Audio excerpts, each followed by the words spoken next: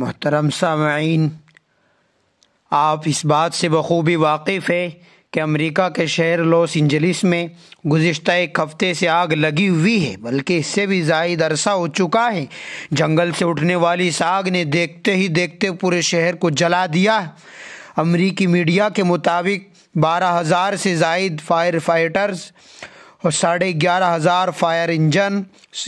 60 طیارے اور 143 water tanker آگ بجھانے کی کوششوں میں مصروف ہے، جو اب تک آگ پر قابو پانے میں ناکام رہے ہیں۔ جنگل سے اٹھنے والی یہ آگ ہزاروں میل پر پھیل چکی ہے، جس کے نتیجے میں سینکڑوں گھر ملبے کا ڈھیر بن گئے، 2 درجن سے زائد لوگ ہلاک ہو گئے، کوئی 2 درجن لوگ لاپتہ ہیں، سینکڑوں لوگ زخمی ہیں، جبکہ لاکھوں لوگ اپنے گھروں سے بے گھر ہو چکے ہیں۔ اس کی شدت تاحال پہلے کی طرح ہے، اگر کسی ایک لمحے کے لیے کم بھی ہوتی ہے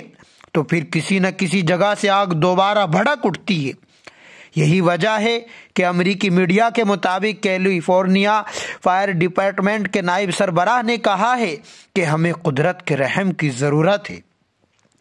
کہ وہ اس بات کو تسلیم کر چکے ہیں کہ یہ آگ کوئی معمولی آگ نہیں ہے جسے ہم بہت آسانی سے ختم کر سکتے ہیں۔ یہ آگ کس نے لگائی، کیسے لگی اور کیوں لگائی گئی، یہ ایسے سوالات ہیں جن کا بظاہر کسی کے پاس کوئی ٹھوس جواب نہیں ہے۔ حقیقت یہ ہے کہ یہ آگ صرف اور صرف اللہ تعالیٰ کے عذاب کی صورت میں بھیجی گئی ہے،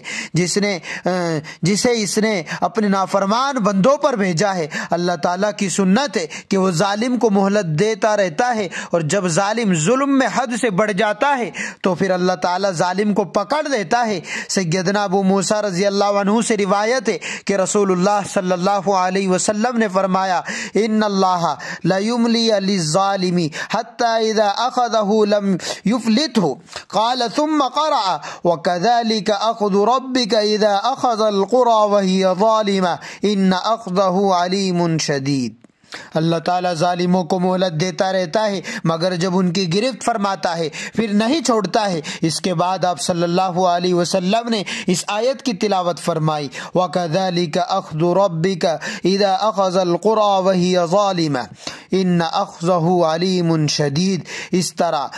تیرے رب ظالموں کی بستیوں کو پکڑتا ہے، اس کی پکڑ بڑی سخت پکڑ ہے۔ اللہ تعالیٰ بڑے بڑے عذاب بھیجنے سے پہلے چھوٹے چھوٹے عذاب بھیجتا رہتا ہے، جس سے کسی قوم کا بالکل یہ استحصال مقصود نہ ہو، بلکہ وہ عذاب اس لیے بھیجے جاتے ہیں کہ ان لوگوں کو جو غفلت کی وجہ سے بداعمالیوں میں مبتلا ہیں، خواب غفلت سے چوکنا کر دے۔ عذاب سے وہی لوگ سبق سیکھتے ہیں جن کے دلوں میں قبول حق کی صلاحیت موجود ہو، جن کے دلوں کی کھیتی پوری طرح بنجر نہ ہو گئی ہو، بلکہ وہ ان مصیبتوں کو عذاب الہی سمجھ کر اس کے بعد اپنی پچھلی کوتاہیوں کا ازالہ کرے، اپنی حرکتوں سے باز آ جائے، مستقبل میں ان سے بچنے کی کوشش کرے۔ البتہ جن لوگوں کے دل سخت ہو جاتے ہیں، ان میں قبول حق کی کوئی صلاحیت نہیں رہ جاتی ہے، ان کے لیے عذاب ایک بڑے عذاب کا پیش خیمہ ہوتے ہیں جو ان کا استحصال کرنے والا ہوتا ہے۔ وَلَنُذِيقَنَّهُم مِّنَ الْعَذَابِ الْأَدْنَىٰ دُونَ الْعَذَابِ الْأَكْبَرِ لَعَلَّهُمْ يَرْجِعُونَ۔ ہم ان کو بڑے بڑے عذاب کے سوا قریب کا عذاب بھی چکھائیں گے تاکہ یہ لوگ رجوع کر لے۔ اس قسم کی اور بھی آیتیں آپ کو معلوم ہونی چاہیے کہ اللہ تعالیٰ نے فرمایا فَأَرْسَلْنَا عَلَيْهِمُ الطُّوفَانَ وَالْجَرَادَ وَالْقُمَّلَ وَالضَّفَادِعَ وَالدَّمَ آيَاتٍ مُفَصَّلَاتٍ فَاسْتَكْبَرُوا وَكَانُوا قَوْمًا مُجْرِمِينَ، کہ پھر ہم نے ان پر طوفان، ٹڈی اور جوئیں اور مینڈک اور خون، یہ سب کھلے کھلے معجزے بھیجے، پھر بھی ان لوگوں نے تکبر ہی کیا، بڑائی اختیار کی، گھمنڈ کیا، اور یہ لوگ اپنے گناہوں پر جمے رہے، ڈٹے رہے۔ اس سے یہاں معلوم ہوا کہ چھوٹے چھوٹے عذاب اس صورت میں ہو سکتے ہیں کہ آسمانی بلائے، طوفان، قحط سالی، فصلوں میں کمی، موذی جانوروں کی کثرت، اشیاء ضروریہ کا ناقابل استعمال ہو جانا۔ اللہ تعالیٰ نے حضرت موسیٰ اور حضرت ہارون کو فرعون اور اس کی قوم کی ہدایت کے لیے بھیجا، لیکن وہ دلائل کے مقابلے مقابلے میں عاجز ہو گئے۔ معجزات کے ذریعے ان کی بے بسی اور حضرت موسیٰ اور حضرت ہارون کی رسالت کی تصدیق ہو گئی۔ اس کے باوجود انہوں نے موسیٰ کی بات ماننے سے انکار کیا تو اللہ تعالیٰ نے ان کو پہلے مختلف چھوٹے چھوٹے عذابوں میں مبتلا کیا تاکہ ان میں ان کی بھلائی کا ذرا سا بھی عنصر ہو، اور یہ اپنی اصلاح اگر کرنا چاہے تو یہ کر لے، بدعمالیوں کو ترک کر دے۔ لیکن جب ان تمام میں کوئی نتیجہ نہیں نکلا تو غرق کر کے ان لوگوں کو صفحہ ہستی سے پاک کر دیا گیا۔ غرق سے پہلے جو ان پر عذاب آئے تھے قرآن نے اس کی بھی تفصیل بیان کی ہے۔ وَلَقَدْ أَخَذْنَا آلَ فِرْعَوْنَ بِالسِّنِينَ وَنَقْصٍ مِّنَ الثَّمَرَاتِ لَعَلَّهُمْ يَذَّكَّرُونَ فَإِذَا جَاءَتْهُمُ الْحَسَنَةُ قَالُوا لَنَا هَٰذِهِ وَإِن تُصِبْهُمْ سَيِّئَةٌ يَطَّيَّرُوا بِمُوسَىٰ وَمَن مَّعَهُ أَلَا إِنَّمَا طَائِرُهُمْ عِندَ اللَّهِ وَلَٰكِنَّ أَكْثَرَهُمْ لَا يَعْلَمُونَ وَقَالُوا مَهْمَا تَأْتِنَا بِهِ مِنْ آيَةٍ لِتَسْحَرَنَا بِهَا فَمَا نَحْنُ لَكَ بِمُؤْمِنِينَ فَأَرْسَلْنَا عَلَيْهِمُ الطُّوفَانَ وَالْجَرَادَ وَالْقُمَّلَ وَالضَّفَادِعَ وَالدَّمَ آيَاتٍ مُفَصَّلَاتٍ فَاسْتَكْبَرُوا وَكَانُوا قَوْمًا مُجْرِمِينَ۔ اللہ فرما رہے ہیں ہم نے فرعون کے لوگوں کو کئی سال تک قحط اور پیداوار کی کمی میں مبتلا رکھا، شاید ان کو ہوش آ جائے۔ انہوں نے موسیٰ سے کہا کہ تو ہمیں مسحور کرنے کے لیے کوئی نشانی لے آ، ہم تو تیری بات ماننے والے نہیں ہیں۔ آخر کار ہم نے ان پر طوفان بھیجا، ٹڈی دل چھوڑے اور ان پر مینڈک نکالے، خون برسایا، یہ سب نشانیاں الگ الگ کر کے دکھائی، مگر یہ لوگ سرکشی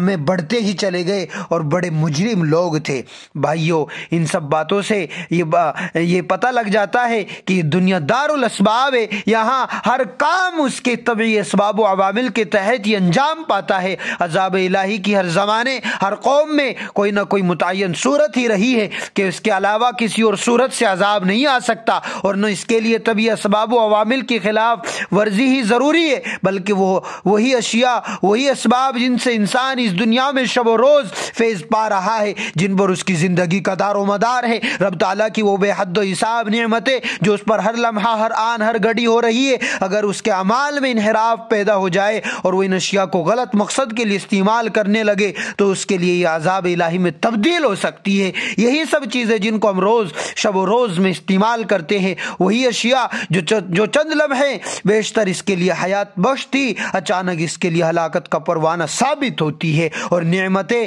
آفت میں تبدیل ہو جاتی ہیں۔ اس لیے میرے بھائیوں، اللہ تعالیٰ نے سابق امتوں میں بھی عذاب بھیجے ہیں۔ کسی قوم کو اللہ نے پانی میں غرق کیا، اللہ تعالیٰ نے انسان کو جو بے شمار نعمتیں عطا فرمائی، انہی میں سے ایک نعمت یہ بھی ہے کہ اس نے سمندروں کو انسانوں کے لیے مسخر کر دیا۔ لکڑی کی ایک معمولی سی کشتی کے ذریعے وہ سمندر کی پشت پر دندناتا پھرتا ہے، وہ اپنے رزق کا ایک بڑا حصہ سمندری مخلوقات سے حاصل کرتا رہتا ہے، اس سے طرح طرح کے قیمتی موتی اور آرائش اور زینت کی دیگر اشیاء نکالتا ہے۔ دوسری جانب اس کے روح پرور نظارے اور خوبصورت دلکش مناظر انسانی طبیعت کو سرور و خوشی اور راحت سے ہمکنار کرتے ہیں۔ بہت زیادہ وزنی اشیاء کے نقل و عمل کے لیے آج بھی سمندر ہی کا راستہ اختیار کیا جاتا ہے، امپورٹ اور ایکسپورٹ کے لیے آج بھی سمندر ہی کا رخ کیا جاتا ہے۔ لیکن جب انسان سرکشی پر اتر آتا ہے، اس کے نتیجے میں مشیت الہی کار فرما ہوتی ہے، تو یہی سمندر جو ایک لمحہ قبل اس کے لیے نفع بخش تھا، خود اسے ڈبو دیتا ہے اور اس کی ہلاکت کا باعث بن جاتا ہے۔ اسے اللہ تعالیٰ اس کو پکڑ میں لے لیتے ہیں، رحمت الہی کے علاوہ اب کوئی اور صورت تو اس کو بچا نہیں سکتی۔ اس لیے ہم چاہے، اللہ فرما رہے ہیں کہ اگر ہم چاہے وَإِن نَّشَأْ نُغْرِقْهُمْ فَلَا صَرِيخَ لَهُمْ وَلَا هُمْ يُنْقَذُونَ إِلَّا رَحْمَةً مِنَّا، اگر ہم چاہے تو ان کو غرق کر دے، کوئی ان کی فریاد سننے والا نہ ہو اور کسی طرح سے یہ نہ بچائے جا سکے، بس ہماری رحمت ہی ہے جو انہیں پار لگا دیتی ہے۔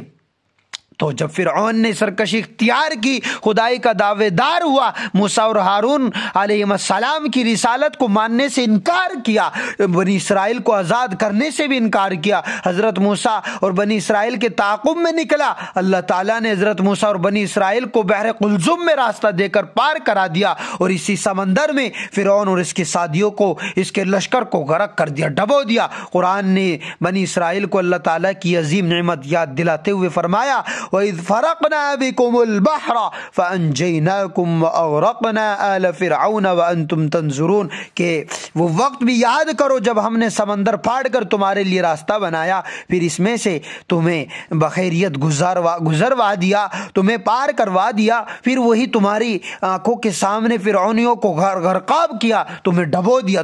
تمہارے ہی سامنے کہ تم تو پار ہو گئے، اور جب فرعون اور اس کا لاؤ لشکر اس سے پار ہونے لگا تو اس کو پار نہیں ہونے دیا گیا، اس کو بیچ ہی میں ڈبو دیا گیا۔ اللہ تعالیٰ نے بہت سارے عذاب بھیجے، قوم نوح پر بھی عذاب بھیجے کہ پانی کا طوفان آیا، اور کسی قوم پر سخت ہوا کا عذاب آیا، اور کسی پر سخت آواز کا عذاب آیا، کسی قوم پر اللہ تعالیٰ نے سنگ باری کا خوفناک عذاب بھیجا، اور کسی قوم پر اللہ رب العزت نے آگ کی بارش کا عذاب بھیجا، زمین میں دھسا دینے کا عذاب بھیجا، اللہ تعالیٰ نے شکلوں کے بدلنے کا عذاب بھیجا۔ اللہ تبارک و تعالیٰ نے بہت ساری امتوں کو جو امت محمدیہ سے پہلے آئی تو ان کو بھی اللہ تعالیٰ نے ان کی سرکشی کی وجہ سے ان کو ہلاک کیا۔ آپ حضرات کو انشاءاللہ یہ سب باتیں بتائی جائیں گی کہ کیا کافروں کے لیے بد دعا کی جا سکتی ہے، اور اسی طریقے سے کیا کافروں کی ہلاکت اور نقصان پر خوشی کا اظہار کرنا جائز ہے، اور یہ کہ ہم ان حالات میں آفت زدہ علاقے میں اگر مسلمان بھی موجود ہو تو ان کے لیے کیا لائحہ عمل اور ان کو کیا مد نظر رکھنا چاہیے، اور دیگر مسلمانوں کو کیا سوچنا چاہیے ان کے بارے میں، اور وہ کیا کرے آفت زدہ کافروں کے لیے، کیا وہ دعا بھی کر سکتے ہیں۔ یہ سب باتیں آپ کی سماعتوں کے حوالے انشاءاللہ ہوگی، آپ کو بتایا جائے گا کہ آفت زدہ کافروں کی مدد کی جا سکتی ہے یا نہیں کی جا سکتی۔ اسی طریقے سے اللہ تعالیٰ سے ہمیں ہر وقت اور ہر حال میں عافیت کا سوال کرنا ہے کہ سپر پاور صرف اور صرف اللہ تعالیٰ ہے۔ امریکہ اپنے آپ کو سپر پاور سمجھتا ہے، ساری دنیا سب سے بڑا تسلیم کرتی ہے، اسے بھی گمان ہے کہ میں جو چاہوں کر سکتا ہوں، مگر یہ بات یاد رکھیے گا کہ حقیقی سپر پاور بلکہ سپریم پاور وہ اللہ تعالیٰ کی ذات ہے۔ اللہ تعالیٰ جب کسی قوم کو تباہ و برباد کرنا چاہے تو ساری دنیا کی ٹیکنالوجی کو فیل کر دیتا ہے۔ اللہ تعالیٰ کا امر، اللہ کا حکم ہی غالب رہتا ہے۔ اس لیے بھائیوں، کبھی سوچ سکتے تھے ہم کہ دنیا کی انتہائی ترقی یافتہ ملک میں ایسے اچانک آگ بھڑک اٹھے گی اور ایسے ہزار کوششوں کے باوجود بھی وہ بجھے گی نہیں، بجھنے میں ناکام ہو جائے گی سب لوگ۔ بھائیوں، ایسے ہی وقت میں یہ آفت اور یہ عذاب آیا ہے، اچانک ایسے ہی اللہ تعالیٰ قیامت کی گھڑی لے آئے گا، اچانک سور پھونک دیا جائے گا، قیامت برپا ہو جائے گی۔ قیامت ایسی نہیں ہوگی کہ تدریجاً آہستہ آہستہ آئے گی، بلکہ دفعتاً اچانک ایسے وقت میں آ جائے گی کہ جب لوگ دنیاوی امور میں الجھ رہے ہوگے، اپنے محفلوں میں بیٹھے ادھر ادھر کی باتیں کر رہے ہوگے، اچانک سور پھونکا جائے گا، اللہ تعالیٰ کی لافانی ذات کے علاوہ سب اس سور سے ہلاک ہو جائیں گے۔ اللہ رب العزت ہمیں قرآن کریم سے اور اس عذاب سے سبق لینے کی اور عبرت حاصل کرنے کی ہمیں توفیق عطا فرمائے، ہماری حالت کو بھی اللہ رب العزت درست فرمائے، ہم پر رحم فرمائے، عافیت اور چین سکون کا معاملہ